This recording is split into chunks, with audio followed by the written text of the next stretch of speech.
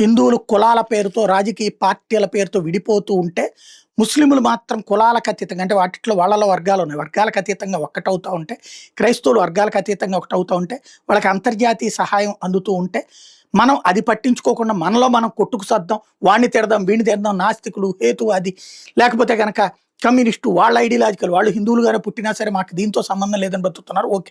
కానీ దీన్ని చెడగొడుతుంటే వీళ్ళ తప్పుడు ప్రచారాలు మనమే మోస్తూ ఉంటే రేపు పొద్దున ఎట్లా ఉంటుంది? ఇప్పటికి లవ్ జిహాదులు జరుగుతున్నాయి. పాకిస్తాన్లో అయితే హిందువుల పరిస్థితి ఏంటంటే అయితే ఆస్తులు వదిలేసుకుని ఇండియాకి వెళ్ళిపోవటం, లేదంటే మతం మారడం, లేదంటే వాళ్ళ ఆడపిల్లల్ని వాళ్ళకి అప్పచెప్పేయడం. బలవంతంగా ఎత్తుకెళ్తే పెళ్లి చేసుకుంటే దాన్ని అంగీకరిస్తుంది అక్కడ కోర్టు.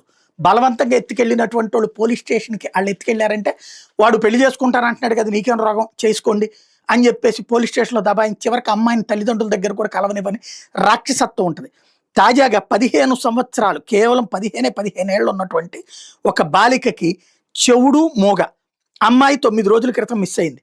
తీరా చూస్తే పోలీసుల దగ్గరికి తిరుగుతూ ఉంటే ఎవడూ పట్టించుకోలేదు. లేటెస్ట్గా పాకిస్తాన్లోని సింధు ప్రావిన్స్లో ఆ అమ్మాయి పెళ్లి చేసుకున్నట్టుగా సర్టిఫికేట్తో సహా చూపించారు. అమ్మాయిని మతం మారినట్టు పెళ్లి చేసుకున్నట్టు.